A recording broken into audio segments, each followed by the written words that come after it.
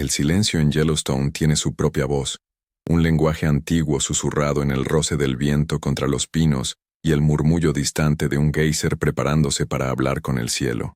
He pasado 40 años de mi vida aprendiendo a interpretar esa voz, a entender sus matices. Me llamo Santiago, y estas montañas, con sus secretos de vapor y obsidiana, son el único hogar que mi corazón ha conocido de verdad.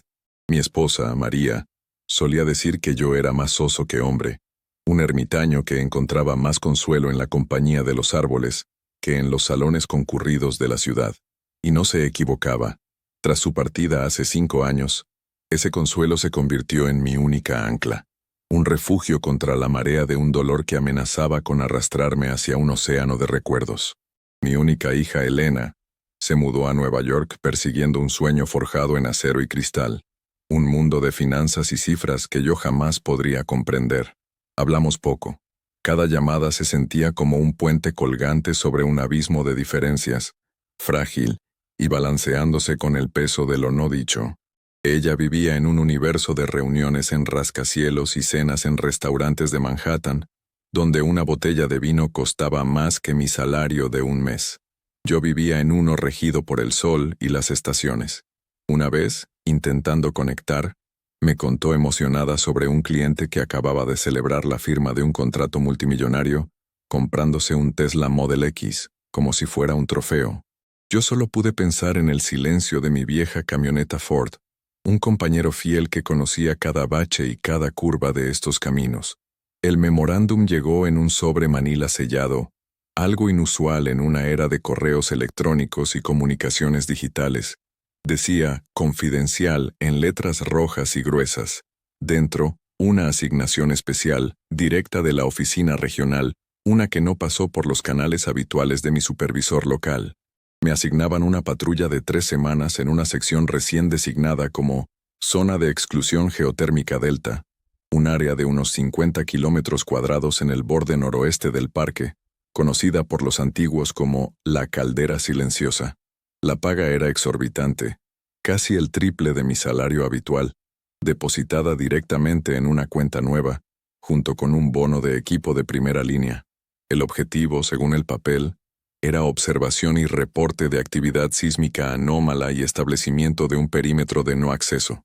Me dieron un teléfono satelital de última generación, pero con una advertencia: solo para emergencias y reportes diarios a un número encriptado. Nada de comunicaciones personales. El aislamiento era total y absoluto.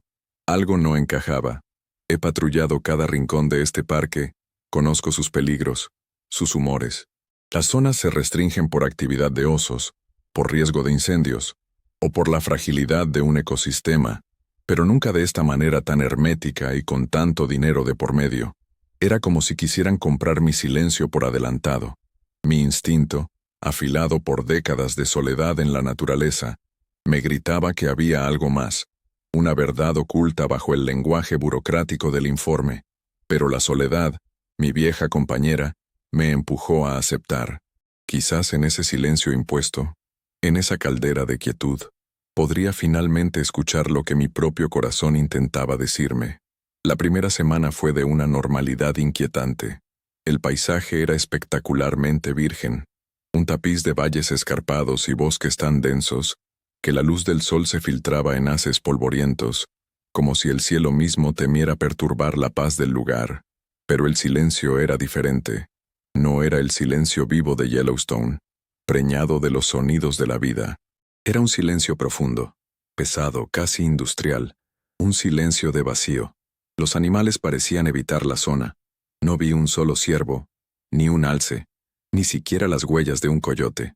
Los pájaros callaban a medida que me adentraba en el perímetro.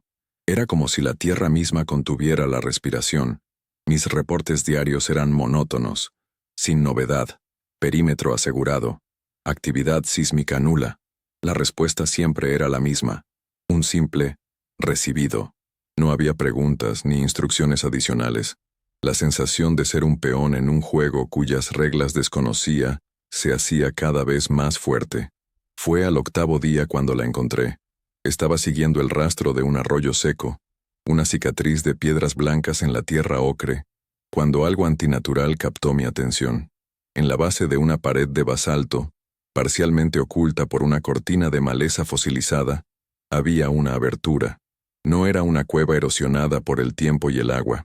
Era un círculo perfecto, de unos 3 metros de diámetro, con los bordes tan lisos y precisos que parecían cortados con un láser.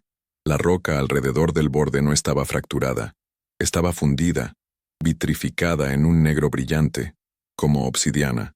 Era una herida en la montaña, una que no fue hecha por la naturaleza. El aire que emanaba de su interior era frío, cargado de un olor a ozono y a tierra húmeda, pero también a algo más, algo metálico y estéril. Un ligero zumbido, apenas perceptible, vibraba en el aire, una nota tan baja que se sentía más en los huesos que en los oídos. Mi manual de guardaparques no tenía un protocolo para esto. Mi instinto me decía que debía alejarme, reportarlo y esperar órdenes. Pero la curiosidad, esa vieja serpiente, se enroscó en mi alma, y una parte de mí, la parte que todavía lloraba a María, sintió una atracción inexplicable, un anhelo de respuestas a preguntas que ni siquiera sabía que tenía. El poderoso gancho no era solo la anomalía geológica, sino la promesa de un misterio que podía darle un nuevo propósito a mi vida vacía. Me acerqué, con el corazón martilleando contra mis costillas, un tambor de guerra en medio de aquel silencio antinatural, y miré hacia la oscuridad. El primer paso dentro de la cueva fue como sumergirse en agua helada. La temperatura cayó en picado, y el zumbido sordo se intensificó, envolviéndome como una mortaja. La luz de mi linterna de alta potencia parecía ser devorada por la oscuridad, su haz luchando por penetrar más allá de unos pocos metros. Las paredes no eran de roca natural, eran lisas, pulidas, con un patrón de vetas casi imperceptibles que se arremolinaban en formas hipnóticas, como si una inteligencia desconocida hubiera estado jugando con la geología del lugar. Avancé con la cautela de un animal en territorio ajeno, cada sentido alerta. El silencio del exterior fue reemplazado por el eco de mi propia respiración y el crujido de mis botas sobre un suelo que parecía una mezcla de arena y finas partículas de metal. Fue entonces cuando comencé a escucharlo. Un susurro. Al principio, era indistinguible del zumbido, una fluctuación en la frecuencia, pero poco a poco, tomó forma. Era la voz de María. Santi, mi amor. La escuché tan claramente como si estuviera a mi lado. Me detuve en seco, el corazón dando un vuelco doloroso. Mi mente lógica, el guardaparques entrenado, me gritó que era una alucinación auditiva, un truco del eco, del zumbido, de mi propia mente torturada por el duelo. Pero mi corazón, el esposo que aún la amaba, quería creerlo. La voz continuó, tejiendo palabras de amor y reproche. Me recordaba promesas que le hice junto al lago, y también la última discusión que tuvimos, una trivialidad sobre las finanzas de Elena que ahora, magnificada por el eco de esta cueva, sonaba como una traición imperdonable. La voz de María me guiaba más adentro, prometiéndome respuestas, prometiéndome paz. Me adentré más en la oscuridad, siguiendo un fantasma tejido de sonido y anhelo. El pasaje circular descendía en una suave espiral. Las alucinaciones se volvieron más vívidas, más complejas. Ya no solo escuchaba a María, la veía. La veía como una joven de 20 años con flores en el pelo, esperándome junto al río. La veía en la cocina de nuestra pequeña cabaña, horneando pan, su sonrisa iluminando la habitación. Y luego la veía en la carretera, en los últimos momentos, el brillo de los faros de un camión reflejándose en sus ojos asustados. El dolor era tan agudo, tan real, que caí de rodillas, ahogándome en un sollozo que no había permitido salir en 5 años. Este lugar no solo proyectaba recuerdos, los abría en canal, les echaba sal y te obligaba a revivirlos con una claridad insoportable. Era una cámara de tortura para el alma. Comprendí que el verdadero peligro de la caldera silenciosa no era geológico, sino psicológico. Esta cueva, o lo que fuera, se alimentaba del dolor, de la culpa, del amor y del arrepentimiento. Era un parásito de la memoria. En medio de esa agonía, algo brilló a un lado del pasillo. Me arrastré hacia ello, mi mente aferrándose a cualquier cosa tangible para no ahogarse en el mar de mis recuerdos. Era un dispositivo electrónico, un tipo de tableta reforzada, medio enterrada en el polvo metálico. La pantalla estaba rota, pero al presionarla, una esquina se iluminó débilmente, mostrando un logo que reconocí al instante. Aethelred Biometrics. Era una de las corporaciones de biotecnología y defensa más grandes del mundo.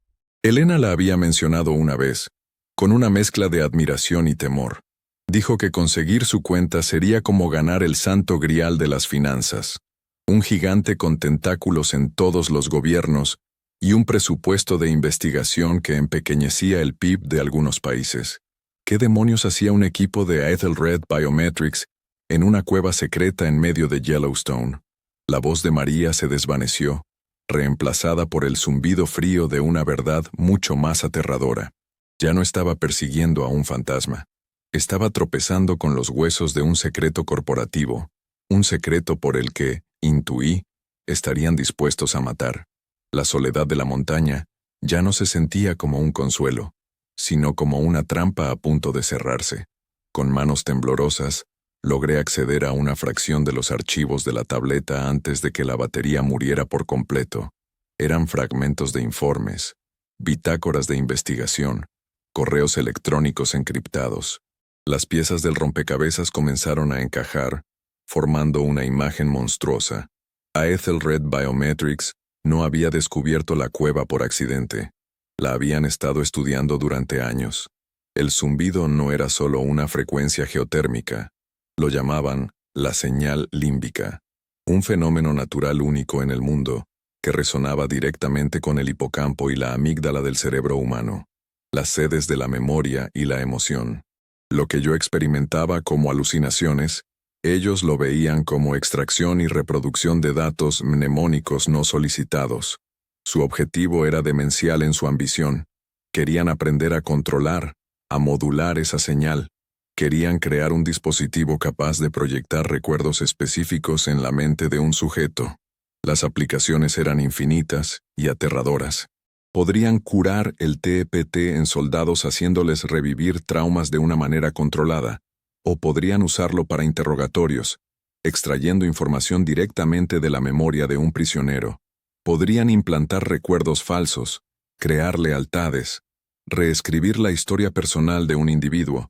Era el arma psicológica definitiva, una herramienta para controlar la misma esencia de lo que nos hace humanos.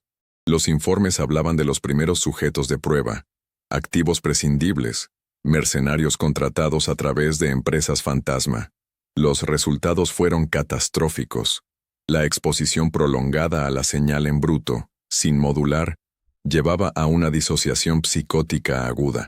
Los sujetos se perdían en bucles de sus peores recuerdos hasta que sus mentes simplemente se rompían. Se volvían violentos, paranoicos y finalmente catatónicos. La cueva estaba sembrada de los cadáveres mentales de sus experimentos fallidos. En un correo electrónico fragmentado, leí sobre el destino del jefe de proyecto, un tal Dr. Alistair Finch. Tras un incidente en el que murieron 3 miembros del equipo de seguridad, Finch había sufrido una crisis nerviosa, amenazando con exponer todo el proyecto. El correo, enviado por un ejecutivo de alto nivel, era escalofriantemente aséptico. Alistair está indispuesto. Ha sido trasladado a nuestra clínica afiliada en Houston para un merecido descanso. Su bienestar es nuestra máxima prioridad. Leí entre líneas. Clínica en Houston era un eufemismo para un lugar donde te entierran tan profundamente que ni Dios puede oír tus gritos. Un sanatorio de lujo del que nadie regresa jamás.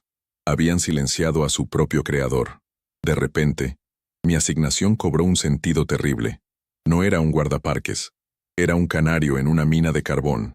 Los activos prescindibles se habían vuelto demasiado caros y difíciles de conseguir, así que recurrieron al gobierno, a un contacto corrupto en el Departamento del Interior, para que les proporcionara un sujeto de prueba perfecto, un guardaparques veterano, aislado, sin familia cercana que hiciera preguntas, alguien cuya desaparición pudiera atribuirse fácilmente a un accidente en la naturaleza. El salario exorbitante, la cuenta bancaria anónima, el equipo de primera, era el pago por mi vida. El triple de mi salario era el precio que Aethelred le había puesto a mi alma. La ira, fría y pura, desplazó al miedo. Me habían atraído a esta tumba psicológica, esperando que me volviera loco, que me perdiera en mis propios fantasmas como los demás. Pero habían subestimado algo. No habían contado con 40 años de disciplina forjada en la soledad, ni con la terquedad de un viejo que ya había perdido lo único que le importaba en el mundo. Ya no tenía nada que perder, y eso me hacía peligrosamente impredecible. La voz de María volvió, pero esta vez era diferente. No era un susurro acusador, era mi propio recuerdo de ella, mi ancla de cordura. Lucha, Santi, parecía decirme, lucha por la verdad como siempre me enseñaste. Y eso era exactamente lo que iba a hacer. La confirmación de que estaba en una trampa llegó a través de un pequeño altavoz oculto en el techo del pasaje, que crepitó cobrando vida. Guardaparques Santiago, disfrutando de su paseo por el carril de los recuerdos. La voz era calmada, arrogante, con un acento que intentaba sonar americano, pero que no podía ocultar un origen europeo. Era la voz de alguien acostumbrado a dar órdenes y a no ser desobedecido. Mi nombre es Richter. Soy el jefe de seguridad de este proyecto, y debo decir que ha superado nuestras expectativas. La mayoría no dura ni 48 horas antes de empezar a gritarle a las paredes. El terror psicológico entró en una nueva fase. Ya no estaba solo con mis fantasmas. El titiritero se había revelado. Intenté responder, pero mi voz era un graznido ronco. ¿Por qué? Richter soltó una risa seca. El por qué es irrelevante para usted, Santiago. Considérelo un servicio a la ciencia, al progreso. Su perfil era perfecto.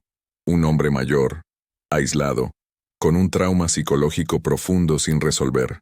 Un libro abierto para la señal. Sus reacciones nos están proporcionando datos invaluables. Cada palabra era un golpe, diseñado para despojarme de mi humanidad, para reducirme a una variable en su experimento. Su teléfono satelital, por supuesto, ha sido bloqueado desde que entró en la zona. Nadie sabe que está aquí. Nadie vendrá a buscarlo. La trampa era perfecta. Me habían aislado del mundo, y ahora me tenían encerrado en el laberinto de mi propia mente, con un sádico susurrando en mi oído. Las alucinaciones se intensificaron, volviéndose más malévolas. Richter de alguna manera parecía capaz de influir en ellas. Las imágenes de María se volvieron monstruosas. Su rostro se contorsionaba en una mueca de acusación. Escuchaba la voz de mi hija Elena, no la mujer fuerte e independiente que era, sino una niña asustada, llorando, culpándome por no haber estado allí para ella, por preferir mis montañas a su recital de piano. Richter entretejía sus comentarios con las visiones. Duele, ¿verdad, Santiago? El peso del fracaso, el padre ausente, el esposo negligente. Podríamos haberle dado recuerdos felices, ¿no sabe? Podríamos haberle hecho revivir sus mejores días. Pero la respuesta al dolor, esa es la información más pura. Comprendí su juego. No solo querían ver si me rompía, querían dirigir el proceso, analizar cada grieta de mi psique mientras se abría. Estaba en una vivisección psicológica. Me acurruqué en el suelo, el frío del metal filtrándose a través de mi ropa, y cerré los ojos, tratando de encontrar un refugio en mi interior. Me concentré en la verdadera María, no en el espectro que me mostraban. Recordé su calidez, su risa, la forma en que su mano encajaba en la mía. Recordé su fuerza, su pragmatismo. ¿Qué haría ella? No se derrumbaría. Buscaría una salida. Se enfadaría y usaría esa ira como combustible. Y luego pensé en Elena, en la brecha que había crecido entre nosotros. Una brecha hecha de distancia y de estilos de vida diferentes. Pero debajo de todo eso, el amor seguía ahí, un río subterráneo. Me di cuenta de que si moría aquí, ella nunca sabría la verdad. Creería la historia oficial, que su padre, el viejo guardaparques, finalmente fue reclamado por la naturaleza que tanto amaba. Mi legado para ella sería una mentira. La ira se solidificó en determinación. Me levanté temblando, no de miedo, sino de una furia helada. Este no era mi final. No iba a ser un pie de página en el informe de investigación de un psicópata. Yo era Santiago, guardaparques de Yellowstone, y este era mi parque. Iba a salir de aquí, y me llevaría a su infierno conmigo. Miré a la oscuridad. ya no como una víctima, sino como un depredador. Richter y su equipo, sentados cómodamente en algún laboratorio remoto, observando sus monitores, se iban a llevar una sorpresa. Habían encerrado al animal equivocado. El plan comenzó a formarse en mi mente, una estrategia nacida de 40 años de conocimiento íntimo de estas montañas. Richter y su gente tenían tecnología, pero yo tenía algo más valioso: sabiduría. Conocía la geología de Yellowstone, no por los libros, sino por sentirla bajo mis pies. Sabía de sus tensiones ocultas, de las fallas que corrían como venas bajo la piel de la tierra. La cueva, esta anomalía, tenía que estar conectada a ese sistema. Era su fuerza y, si yo tenía razón, también su debilidad. Empecé a moverme, no más profundo, sino a lo largo de las paredes, buscando, sintiendo. Ignoré las voces, los espectros. Se convirtieron en ruido de fondo, en el zumbido de un mosquito molesto. Mi enfoque era absoluto. Encontré lo que buscaba en un recoveco lateral, una fisura en la pared pulida, apenas del ancho de mi mano. De ella emanaba un débil vapor con el inconfundible olor a azufre. Era una ventilación geotérmica, una pequeña arteria conectada al corazón volcánico del parque. Richter me habló de nuevo, su voz teñida de una curiosidad burlona. ¿Qué está haciendo, guardaparques? ¿Buscando una salida? Me temo que no hay ninguna. Hemos cartografiado cada centímetro. No le respondí. No le daría la satisfacción. Mi silencio era mi arma. Usando la multiherramienta de mi cinturón, comencé a trabajar en la fisura, raspando, ensanchándola. Era un trabajo lento y agotador. Mis músculos, ya no los de un hombre joven, gritaban en protesta. El sudor me picaba en los ojos. Las alucinaciones seguían asaltándome, pero ahora las veía como lo que eran: proyecciones, sombras en la pared. El verdadero enemigo era el hombre detrás del micrófono. Recordé una conversación con Elena, hace años, durante una de sus raras visitas. Hablaba de su trabajo, de cómo los mercados financieros eran un ecosistema de depredadores. Mencionó cómo un fondo de cobertura había quebrado a una empresa rival no con un ataque frontal, sino desestabilizando sus cimientos, creando un pánico que provocó un colapso en cascada. «Atacas la estructura, papá, no la fachada», me había dicho. Eso es lo que iba a hacer. No podía luchar contra la señal límbica ni contra el equipo de seguridad de Richter, pero podía atacar la estructura que los albergaba.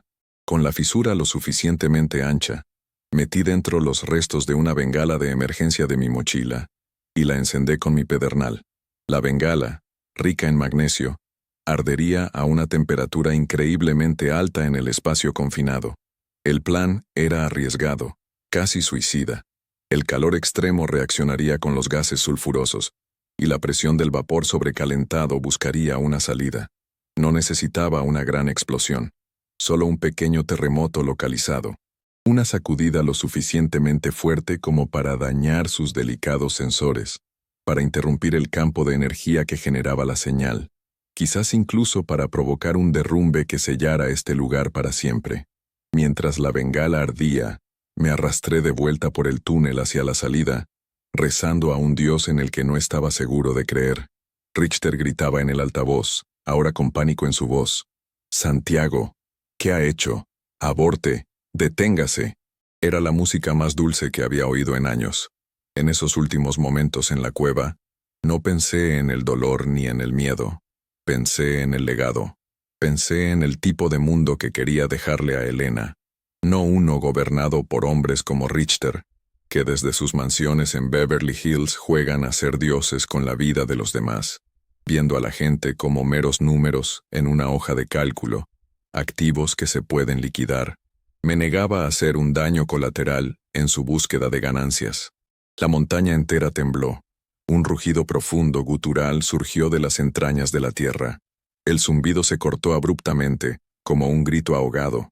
Las luces de emergencia parpadearon y se apagaron. El silencio, el verdadero silencio de la roca y la tierra, regresó, y con él, la oscuridad total.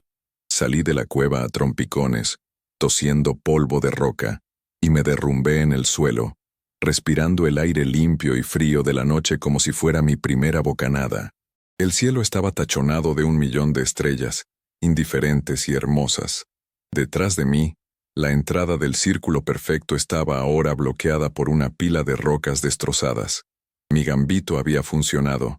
Había sellado la tumba. Sabía que no tenía mucho tiempo. El equipo de Richter, si es que su puesto de escucha no había sido tan bien afectado, enviaría un equipo en cuanto se dieran cuenta de lo que había pasado. Tenía que desaparecer. Mi equipo especializado, el teléfono satelital, todo quedó atrás. Solo cogí mi vieja mochila, la brújula y el cuchillo que me regaló mi padre. Me deslicé en el bosque, moviéndome de sombra en sombra, no como un guardaparques, sino como un fugitivo. Durante días caminé usando todo mi conocimiento del terreno para evitar los caminos, para borrar mi rastro. Comí bayas y raíces, bebí de arroyos de montaña. Me convertí en una parte del desierto, un fantasma en mi propio hogar. El silencio de los bosques ya no era opresivo, sino sanador. Me permitió procesar el horror, separar los recuerdos reales de las violaciones psíquicas que había sufrido. La imagen de María volvió a ser la mía, una fuente de fuerza y amor, no un instrumento de tortura. Finalmente, después de casi una semana, llegué al borde de la civilización, a una pequeña estación de servicio a kilómetros del parque. Estaba demacrado, barbudo, parecía un salvaje, pero en mi bolsillo, envuelta en un trozo de cuero para protegerla de la humedad, llevaba la tableta dañada de Ethelred Biometrics. Era mi única prueba, mi única arma. Sabía que no podía ir a las autoridades locales ni al FBI. Una corporación como Ethelred tendría gente en todas partes. Sus tentáculos llegaban a los niveles más altos del poder. Había una sola persona en el mundo en la que podía confiar.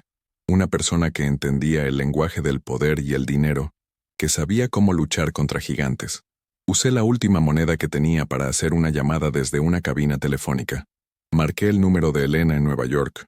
Cuando contestó, su voz llena de la preocupación que había estado acumulando durante semanas, no le di explicaciones. Solo dije la frase en clave que habíamos inventado cuando éramos niños, para cuando las cosas se ponían realmente mal. El águila está en el nido del cuervo. Hubo un silencio al otro lado de la línea. Luego, su voz cambió, volviéndose fría y afilada como el acero. ¿Dónde estás? Le di mi ubicación. No te muevas. No hables con nadie. Voy para allá. Colgó. Apoyé mi frente contra el frío cristal de la cabina, y por primera vez en mucho tiempo sentí una oleada de esperanza. La brecha entre nosotros se había cerrado. Él, el hombre de la montaña, y ella, la mujer de la ciudad, se iban a unir para luchar en una nueva guerra. Ella tenía sus armas, el conocimiento de las finanzas, los contactos, la habilidad para navegar por las aguas turbias del poder corporativo, y yo tenía la mía, la verdad. Juntos, íbamos a quemar el mundo de Richter hasta los cimientos. Miré hacia las montañas distantes, silueteadas contra el amanecer. Ya no eran solo mi refugio, eran un testimonio de mi supervivencia y el símbolo de la justicia que estaba por venir. Había entrado en la caldera silenciosa como un hombre roto, persiguiendo fantasmas. Salí como un hombre con un propósito, un legado que proteger y una hija a mi lado. El verdadero valor no estaba en una cuenta bancaria o en un coche de lujo, sino en la lealtad, en la familia y en el coraje de enfrentarse a la oscuridad, ya sea la que se encuentra en una cueva secreta o la que anida en el corazón de los hombres. Gracias por haberme acompañado hasta el final de esta historia, por haber caminado conmigo a través de las sombras de Yellowstone y de la mente humana. Su tiempo y su atención son el mayor regalo que un narrador puede recibir, y lo agradezco desde lo más profundo de mi corazón. En este mismo instante, mientras terminamos nuestro viaje juntos, me llega un mensaje, una palabra de fortaleza que siento la necesidad de compartir, como si fuera un regalo del universo destinado directamente a quien necesite escucharlo en este momento. Es del libro de los Salmos, capítulo 27, versículo 1. El Señor es mi luz y mi salvación. ¿De quién temeré? El Señor es la fortaleza de mi vida. ¿De quién he de atemorizarme? Que estas palabras les brinden paz y coraje, sin importar las batallas que estén librando. Total Word Count, 13.859.